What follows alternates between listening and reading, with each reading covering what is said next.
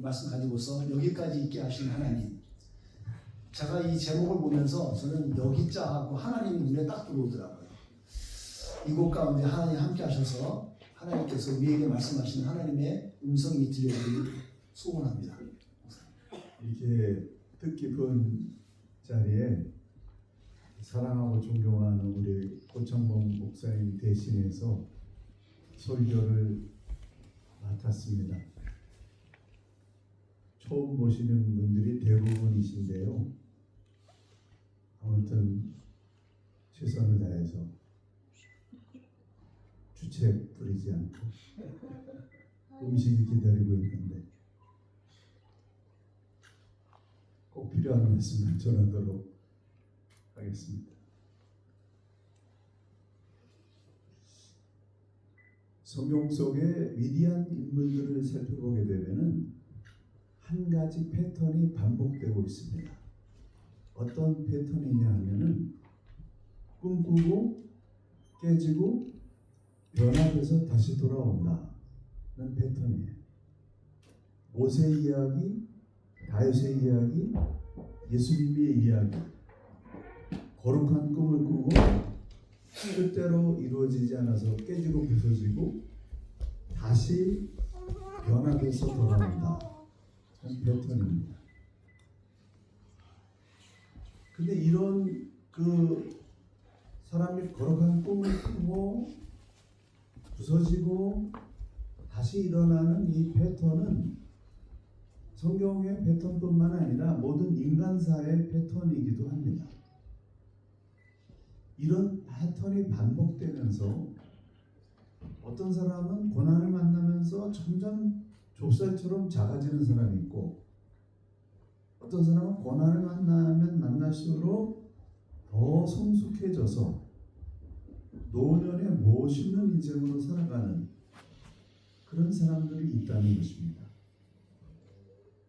무엇이 사람들을 다르게 만들까요? 가장 큰 원인은 고난을 어떻게 대처하느냐 거기에 달려 있다라고 하는 겁니다. 꿈을 꾸게 되면 그 꿈의 크기만큼 새로운 도전이 옵니다. 귀신은 귀신 같아가지고 하나님의 사람들이 어떤 거룩한 꿈을 꾸게 되면은 그거를 그만두지 않아요. 그래서 큰 꿈을 꾸면 꿀수록 거기에 맞는 영적 도전이 온다는 겁니다. 그걸 하나님이 허락하세요. 왜 하나님이 때로는 사랑하는 사람들이 고난받아서 깨지게 만드시느냐?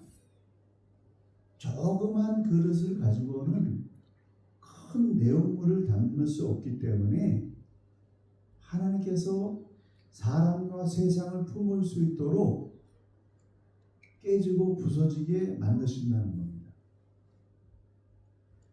사람들이 깨어짐을 당할 때마다 어떤 현상이 일어나게 되면 그 사람이 가지고 있는 가장 약한 모습들, 부족한 부분들이 드러나게 됩니다. 어떤 때는 정말 치사할 정도로 내가 이런 일까지 내가 당하면서 이런 나의 치졸한 모습까지 봐야 되나 할 정도로 굉장한 작은 부분까지 하나님이 건드리실 때가 있어요. 근데 그 깨어질 때 드러나는 그 약점들, 그 치졸한 모습들, 나의 더러운 인간의 본성들, 그거를 내가 봤을 때 그걸 어떻게 대처하느냐, 어떻게 극복하느냐, 그거에 따라서 그 사람의 인생 퀄리티가 결정된다라고 하는 겁니다. 그렇다면 깨어질 때 드러나는 나의 약점들과 고통들, 이걸 어떻게 극복할 수 있을까? 그 무엇이 나를 고난 속에서 강하게 만들어줄 수 있을까? 그거에 대해서 함께 오늘 말씀을 나누고자 합니다. 정말 여러분 어려울 때, 죽을 만큼 힘들 때, 내 힘으로는 어떻게 할 수 없을 때, 그때 그 고난들을 어떻게 극복하셨어요? 첫 번째로는 좋은 습관입니다. 좋은 습관을 가진 사람은 고난을 뚫고 일어납니다. 시편 1편 2절에 오직 여호와의 율법을 즐거워하여 그 율법을 주야로 묵상하는 자로다. 묵상이라고 하는 것은 되새김질 한다는 거예요. 반복한다는 겁니다. 좋은 인생은 좋은 습관을 반복하면서 만들어지는 겁니다. 어떤 사건이 발생했을 때 그 사건이 한 순간에 뭘 잘해서 일어나는 그런 실수나 잘못해서 일어나는 실수나 잘해서 일어난 사건이 아니라 평소에 그 사람이 가지고 있던 모든 삶의 습관들이 열매로 나오는 겁니다. 결정적인 어떤 한 방이 인생을 결정하는 게 아니라 내가 가지고 있던 삶의 모든 그 습관들이 어떤 순간에 결정적인 한 방으로 나타나는 거예요. 그래서 우리의 삶 가운데 일어나는 사건들은 우연이 아니라 내가 그동안 뿌려놓았던 씨앗들의 열매입니다. 교회 사건도 똑같습니다. 인생의 결과는 매일매일 반복되는 삶의 패턴을 통해서 그것이 쌓이고 자라나다가 터지는 거예요. 어떤 사람 보면 신실한 사람이고 예배도 잘 드리고 헌금도 잘하고 가정생활도 잘하는데 가끔 카지노에 가서 앉아 있어요. 그게 한 번이 아니라 가끔이 주기적이 된다. 그럼 그 사람은 언젠가는 인생에 구멍이 나게 돼 있어요. 그 습관이 그 사람을 결정하는 거예요. 습관이 길러진 사람은 그것이 열매로 나타나기 때문에 내 인생의 미래에 좋은 열매를 가지려고 한다면 좋은 열매가 나올 수밖에 없는 거룩한 습관이 있어야 된다는 거예요. 기도하던 사람은 고난 만났을 때 기도로 극복합니다. 말씀 읽는 사람은 고난 만났을 때 말씀의 능력으로 극복합니다. 정직한 사람은 흔들려도 정직으로 정면 돌파합니다. 감정이 통제된 사람은 쉽게 폭발하지 않습니다. 그런데 이런 좋은 습관이 길러지지 않는 사람은 중심축이 흔들리기 때문에 고난이 오면 중심축이 흔들리기 때문에 삶 전체가 위태로운 거예요. 이 사무엘 선지자는 사사들이 다스리던 350년의 역사와 사무엘 이후에 왕들이 다스리는 500년 역사의 중간 브릿지에 있는 사람이 있어요. 그래서 우리가 경험을 해봤지만은 역사의 어떤 패턴이 바뀌는 그런 상황 속에서는 대혼란이 일어납니다. 근데 그 대혼란의 시대에 하나님의 사랑으로 중심을 딱 잡고 그 혼란을 잠재운 사람이 사무엘인데, 사무엘은 그 대혼란을 어떻게 극복할 수 있었느냐? 사무엘상 2장 18절. 사무엘은 어릴 때에 세마포 에봇을 입고 여호와 앞에서 섬겼더라. 사무엘은 어릴 때부터 하나님 전에 나와서 기도하고 말씀 읽고 하나님을 예배하는 거룩한 그런 삶이 습관화되어 있었다는 거예요. 이 카톨릭에서 오신 분이 한 분 계셔가지고, 카톨릭이 사실은 영성이 개신교보다 깊지 않아요. 죄송합니다. 우리가 볼 때는 그래요.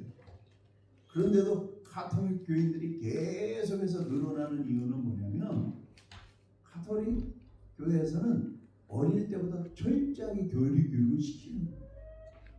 그래서 그 교리 교육이 평생을 그의 삶의 중심축이 되어가지고 웬만큼 흔들려도 가톨릭 신자로 계속 끝까지 가는 거예요. 그래서 어릴 때 신앙교육이 굉장히 중요한 거죠. 우리 다음 세대 아이들이 그래도 있어서 얼마나 감사하고, 따뜻한지 모릅니다. 아이들이 없어진 교회들이 너무 많아요. 소망이 있는 겁니다. 아무튼 다시 돌아가서 그는 평생 기도하고 말씀 전파하는 거를 처음부터 태어날 때부터 죽을 때까지 했어요. 그래서 그 능력으로 이스라엘을 깨웠고 역사의 축을 세웠다는 겁니다. 여러분이 하나님 전에서 많은 것을 손해를 보면서 주일 예배를 드리고 12조를 드리고 주를 위해서 헌신한 그 부분들, 사람들은 알아주지 못할지 모르지만 그 거룩한 습관이 언젠가는 열매를 거둔다. 이럴 때 아멘하고 터지는데. 할렐루야. 아니 제가 살아보니까 신앙생활 반듯하게 한 사람들하고요, 적당히 한 사람들하고는 노년이 달라요. 열매가 다릅니다. 사무엘상 4장 11 사무엘상 1장 1절에 보게 되면 사무엘의 아버지 엘가나의 4대적 조상들의 이름이 언급이 되고 한나의 이야기가 이어집니다. 이 거룩한 신앙의 뿌리를 통해 가지고 거룩한 여인 한나를 통해서 역사를 바로 세운 사무엘이라고 하는 인물이 태어났다는 거예요. 그래서 신앙의 깊이가 얼마나 중요한지 몰라요. 보통 한 4대, 5대쯤 됐을 때 세계사를 바꾸는 그런 인물들이 나옵니다. 그래서 흔들리지 말고 가야 돼요.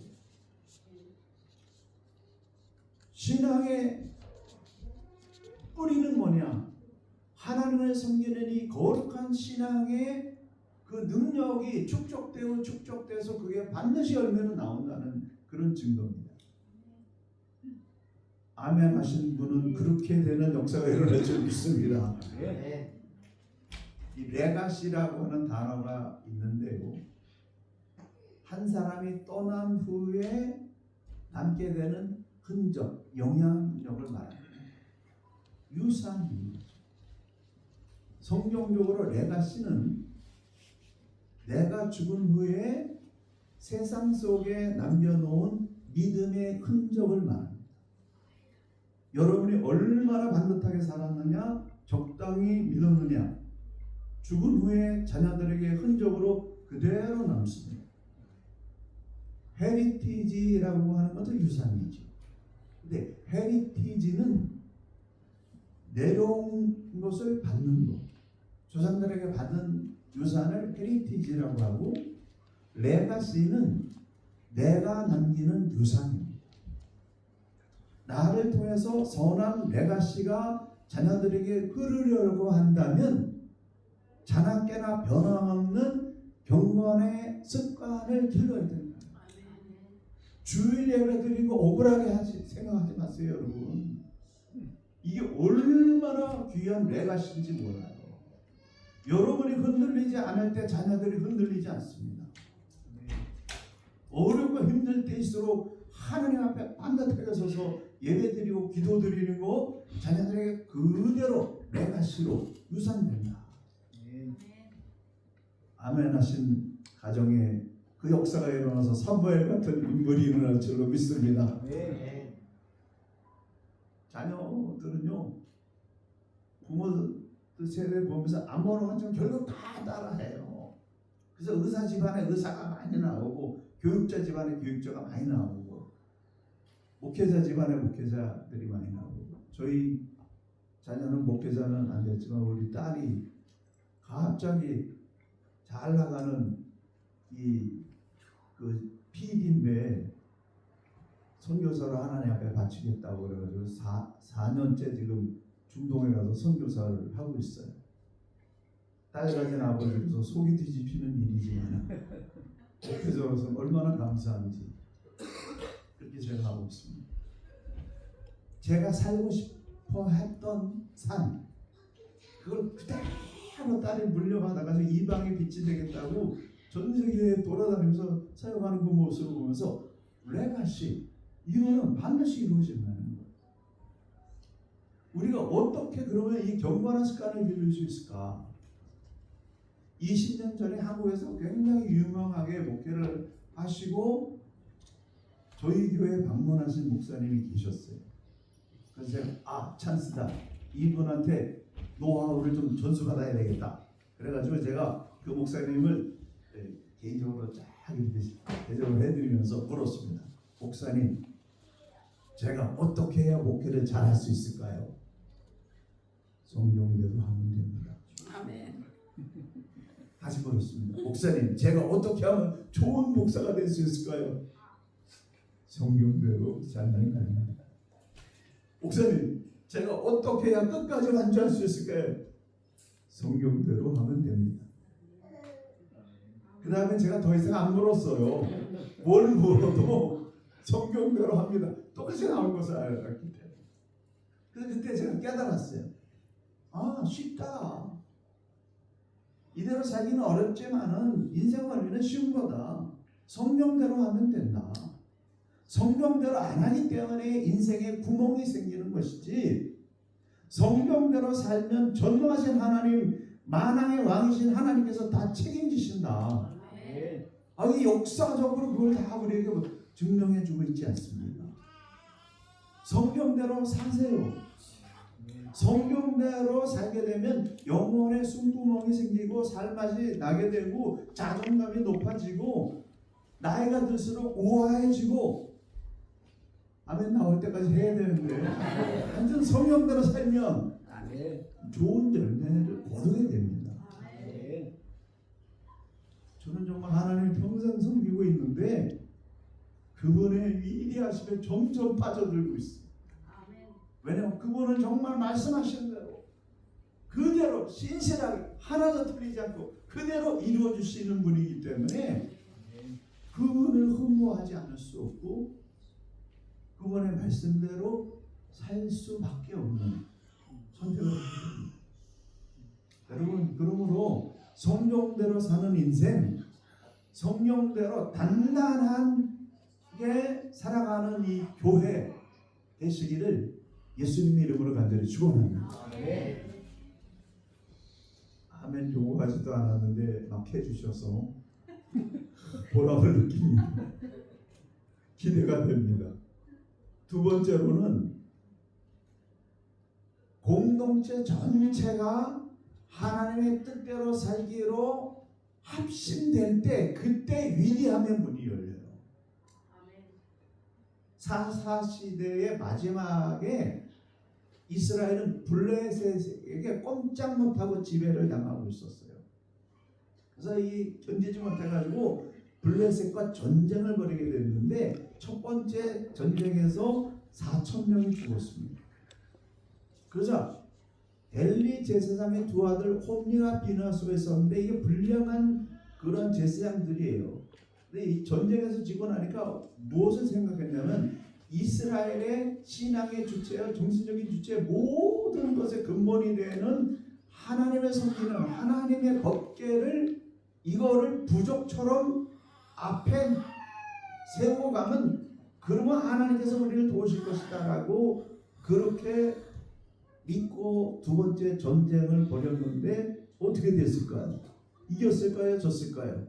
이번에는 3만 명이 죽었어요. 그 전투에서 홈리와 비누아스가 죽었고 전쟁에서 패했다라고 하는 소식을 듣게 된 이 엘리 제사장은 의자에 앉아서 기가 막혀가지고 놀라서 뒤로 넘어져서 목뼈가 부러져서 즉사했습니다. 하나님의 형식으로만 믿고 하나님을 앞세워 나갔다가 패가 망신 나가는 거예요. 그래서 믿는 사람들의 가장 나쁜 습관은 뭐냐면 형식적으로 하나님을 적당히 섬기는 거예요. 이게 얼마나 나쁜 습관인지 성경은 우리에게 말해주고 있습니다.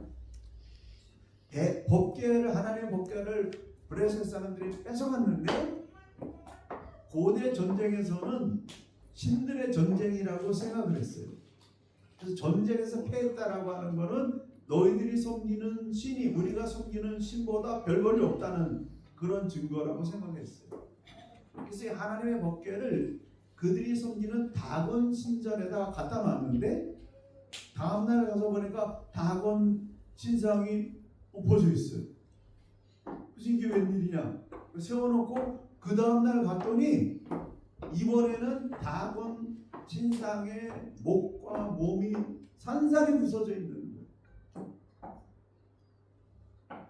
그뿐만 아니라 그 하나님의 법궤를 마무리 여김으로 말미암아서 법궤가 있던 아스돗 사람들에게 복종이 퍼져서 사람들이 때려 죽어가기 시작했습니다.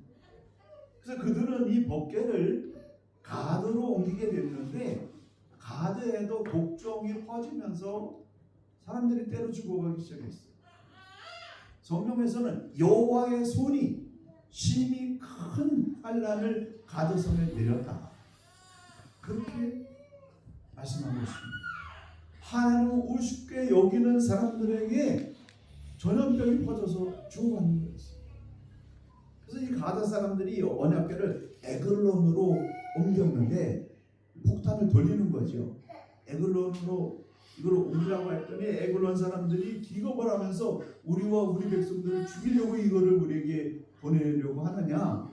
그래서 브레셋의 모든 지도자들 모아놓고 이 법궤를 이스라엘에게 돌려보내자 라는 결의를 하게 됐습니다.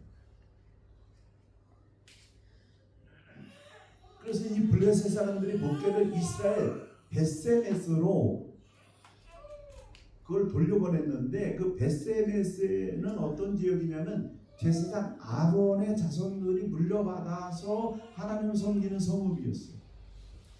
벳세메스 사람들이 하나님의 법궤가 7개월 만에 돌아온다는 소식을 들으면서 막 춤을 추고 막 잔치를 하고 그 하나님의 법궤를 보면서 드디어 하나님이 우리를 버리지 않으셨구나 안도하면서 감격했는데, 그때 그 사람들에게 궁금증이 하나 딱 생겼어요. 어떤 궁금증이냐면은 저 법궤 안에 뭐가 들었을까? 민수기 4장 20절에 보게 되면은 성소를 보지 말라 그들이 죽으리라. 법궤 안에 그거를 봐서는 안 되는, 열어서는 안 되는 거였습니다. 신앙적으로 선을 지켜야 되는, 경계선을 지켜야만 되는 거예요. 그런데 이 벳세메스 사람들은 그 궁금증을 참지 못하고 언약궤를 여는 순간 성경에서는 5만 70인이 죽었다고 하는데, 성경학자들에 의하게 되면 이 벳세메스가 작은 성읍이었기 때문에 70인이 죽었다라고 해석하는 게 맞다고 합니다. 근데 어쨌든 하나님을 온전히 섬겨야 되는데 그 온전히 섬기지 않는 그것 때문에 축제가 순식간에 슬픔으로 잠겼다라고 하는 겁니다. 이 법궤를 어떻게 해야 되겠습니까? 그래서 이 벳세메스 사람들은 자기들이 도저히 감당이 안 되니까 기럇 여야림으로 하나님의 법궤를 옮겼습니다. 기럇 여야림, 아비나답의 집, 그 아비나답의 집에 엘리에셀이라고 하는 아들이 살고 있었는데요. 이 엘리에셀은 성경의 원칙에 맞게 하나님의 법궤를 거룩하게 잘 섬겼어요. 어떤 일이 일어났을까요? 하나님이 엘리에셀에게 계속 복을 주는 거예요. 여러분, 하나님의 복을 받으시길 간절히 축원합니다. 제가 해보니까요, 살아보니까 하나님이 복을 주셔야만 되는 거예요.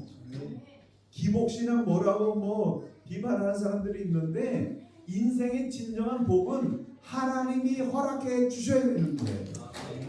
근데 하나님이 허락해 주시면 상상을 초월한 일들이 일어나는 겁니다. 어떤 일이 일어날지 아무도 몰라요. 하나님이 하늘문을 여시면.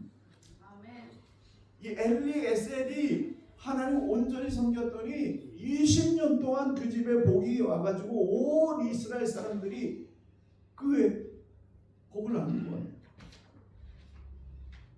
그래서 20년이 지난 다음에 하나님이 우리를 지키고 있다라고 하는 거, 하나님 온전히 섬기면 하나님이 축복하신다라고 하는 사실 이스라엘 백성들이 다 알 때쯤 사무엘 선지자가 이스라엘 온 백성들을 미스바에 모이라고 하고 거기서 금식하고 회개하면서 여호와만을 섬기는 하나님의 백성으로 돌아오라고 그렇게 선포를 했습니다.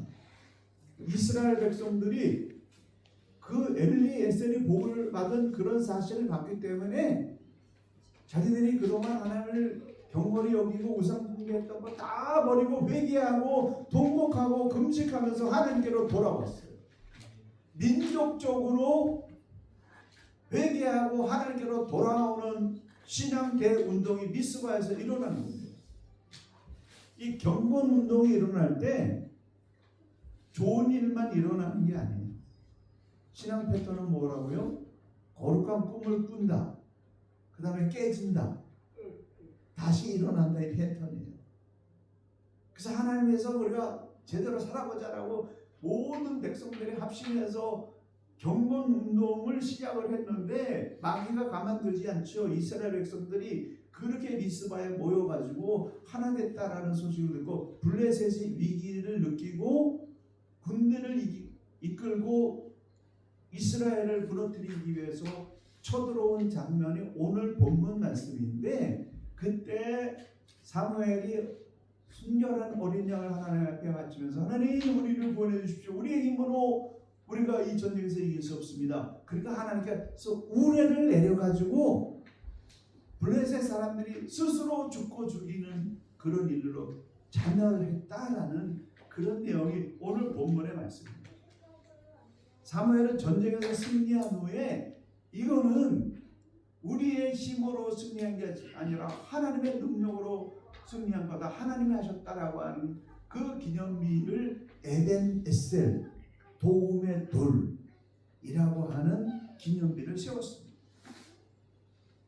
에벤 에셀은 브레셋에게 하나님의 법궤를 빼앗겼던 장소였는데, 이 법궤로 인해서 시작된 모든 문제가 해결되는 그 바로 에벤 에셀 그 장소에 이거는 하나님이 역사하신 일입니다 라고 하는 기념비로 에벤 에셀 기념도를 세웠다는 거예요. 우리 인생에 오게 되면 정말 이건 내가 한 게 아니라 하나님이 하셨습니다. 그런 거 많이 있어요. 그거 기념해야 돼요. 잊지 말아야 된다는 거예요. 제가 최근에 어떤 어려운 문제를 미션을 받아가지고 너무 고민돼서 수염을 안 깎았어요. 이거 수염 보면서 매일 그거 생각하면서 하려고. 그래서 좀 어느 정도 한 달 그걸 묵상하니까 그 해법이 좀 떠오르더라고요.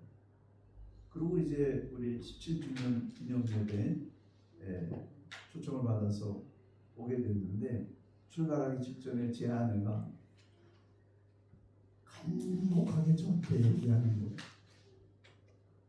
콧수염 멋있게 생각하지 말라고. 여자들은 너무 징그러워 한다고. 제가 좀 깎아달라고. 아니 그렇게 징그러워? 도저히 못 봐주겠다는 거예요. 그래서 아내의 소원을 제가 들어주고 이 콧수염을 깎고 들고 왔습니다. 여러분 좀 재밌으시라고 드린 말씀인데, 정말 어떤 뜻을 세웠으면 그것을 잃어버리지 않기 위해서 초점을 맞출 수 있는 그런 노력들이 필요하다는 거죠.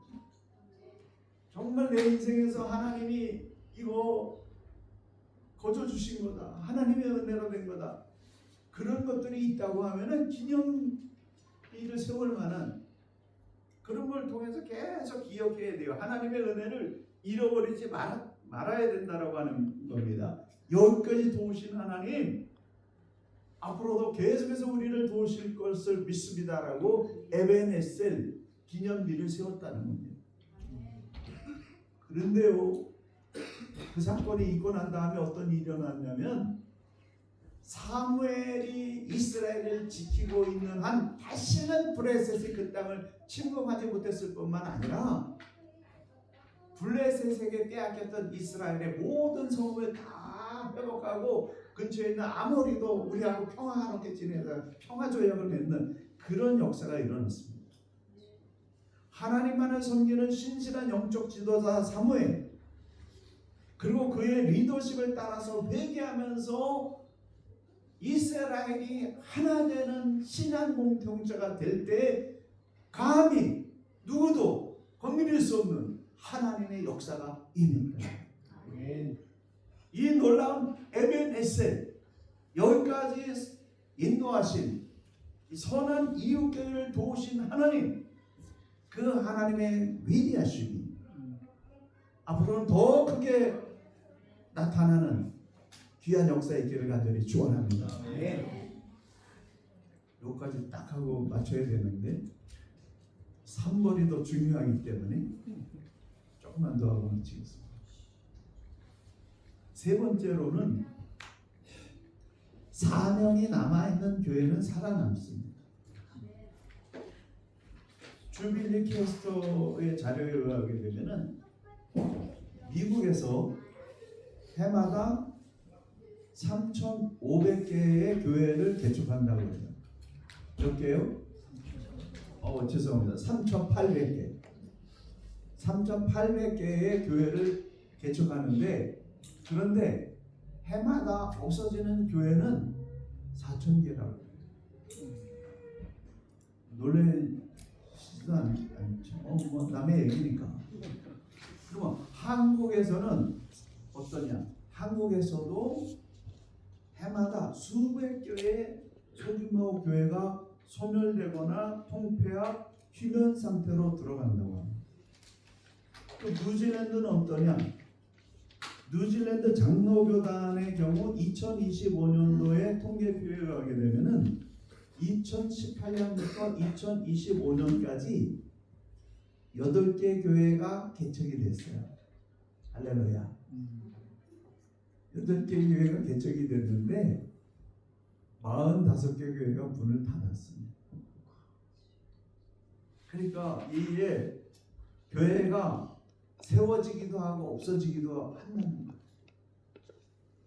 교회가 한번 세워졌다고 영원히 살아남는 게 아닙니다. 없어지는 교회들이 더 많아요. 현재는. 이런 와중에 선한 이웃교회가 17년을 버텨낸 일은 이건 단순한 기록이 아니라 하나님의 기적이라는 겁니다.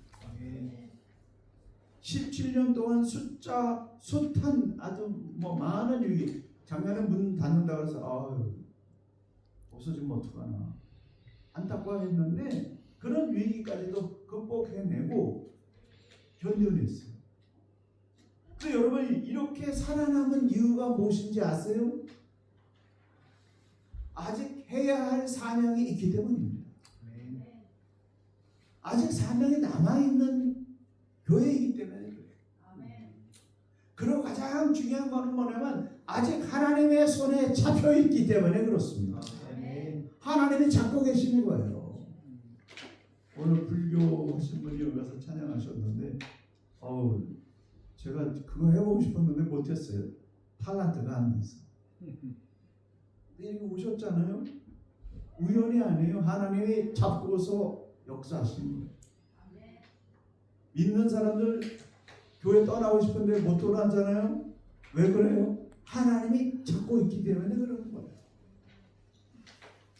선한 이웃교회가 아직 살아남아 있는 이유는 하나님께서 여러분을 붙잡고 계시기 때문인 줄로 믿으시기 바랍니다.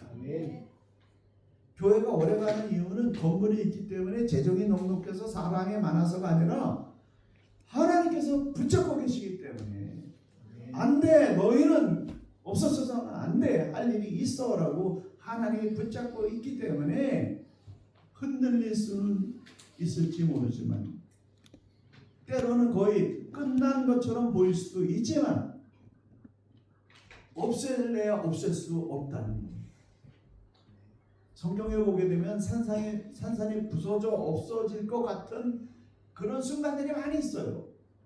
이스라엘이 바벨론에서 완전히 멸망당했습니다. 70년 포로 생활했습니다. 끝난 거로 생각했습니다. 근데 살아남았어요. 예수님께서 십자가에서 돌아가실 때 제자들은 끝났다고 생각했습니다. 초대교회가 엄청난 대피감을 받을 때 끝났다고 생각했습니다. 그래서 끝나지 않았어요. 왜 안 끝났어요? 하나님께서 붙잡고 계셨기 때문에 그렇습니다. 아직 해야 할 일이 남아있는 인생, 아직 해야 할 일이 남아있는 교회는 없앨래야 없앨 수 없다는 겁니다. 하나님께서 붙잡고 계신 교회는 흔들릴 수 있지만 무너지지 않습니다. 작아질 수 있어도 사라지지 않습니다. 교회는 겪을 수 있지만 끝나지 않습니다. 왜냐하면 교회의 주인은 사람이 아니라 우리 주 예수 그리스도이기 때문에 그분께서 끝나지 않겠다라고 하면은 끝낼 수가 없는 거예요. 에벤네셀 여기까지 도우신 하나님 앞으로는 더 위대하게 돕지 않으시겠습니까? 교회가 강해서 살아남은 것이 아니라 하나님이 포기하지 않으셨기 때문에 살아남아 존재하는 겁니다.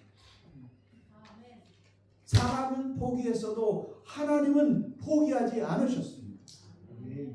17년의 시간이 모두가 다 하나님의 은혜였습니다. 여러분이 교회를 지킨 것이 아니라 하나님께서 교회를 지키신 거예요. 상처가 있었지만 하나님은 촛대를 옮기지 않으셨습니다. 이 거룩한 자리에 여러분이 계시는 거예요. 이거 하나님 보고 계시는 겁니다. 큰 교회에 와서 그냥 예배만 적당히 드리는 그거 하고 정말 몇 사람 없어가지고 한 사람 한 사람이 존귀한 이 장소에 남아서 책임과 의무를 하면서 하나님 바라보는 신앙을 견디는 거 하나님이 뭘 보시겠습니까? 이제 여러분이 할 일은 뭐냐면 여러분 한 사람 한 사람이 서로를 살리는 교회, 끝까지 견뎌내는 교회, 기도의 힘으로 다음 세대를 준비하는 교회로 나가는 거예요. 이 교회가 왜 문을 안 닫았나? 와서 보니까 정말 여러 가지 요소가 있는데 그 중에 하나는 우리 고천봉 목사님이 거리 찬양을 놓치지 않고 있는 거예요. 그래서 고 목사님 길거리 찬양 광야의 불씨예요. 끝내지 마시기 바랍니다. 계속 가야 돼요. 마태복음 24장 13절 끝까지 견디는 자는 구원을 얻으리라. 마가복음 13장 13절 너희가 내 이름으로 말미암아 모든 사람에게 미움을 받을 것이나 끝까지 견디는 자는 구원을 받으리라. 여러분 선한 역사 여러분 인생 가운데서 선한 역사 보기를 원하십니까? 끝까지 이 교회를 지켜보세요. 하나님이 감동하실 겁니다. 제 경험을 보니까 초등학교 6학년 때 교회가 망해가지고 이 천막을 짓고 가마솥을 깔고 예배를 드렸어요. 그때 제가 초등학교 6학년이었지만 그때 무릎을 꿇고 하나님 제가 끝까지 주님을 섬기고 이 교회를 지키겠습니다. 어때요? 괜찮았죠? 어릴 때 초등학교 6학년 때 그 어린 사람이 그게 뭐가 힘이 있겠어요? 근데 하나님 그걸 보시고 귀하게 여기시고 교회도 살리시고 저도 이렇게 목사로 써주시더라고요. 그래서요 하나님 앞에 얼마나 신실하게 믿음을 아느냐 이게 인생의 퀄리티를 결정하는 겁니다.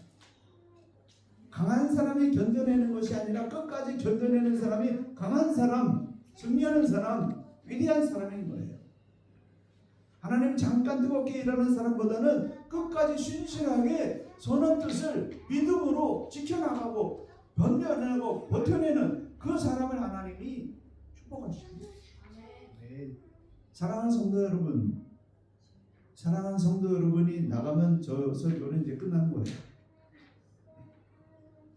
사랑하는 성도 여러분, 경건한 습관을 기르세요. 공동체적으로 하나 되는 일, 이걸 소중하게 여기세요.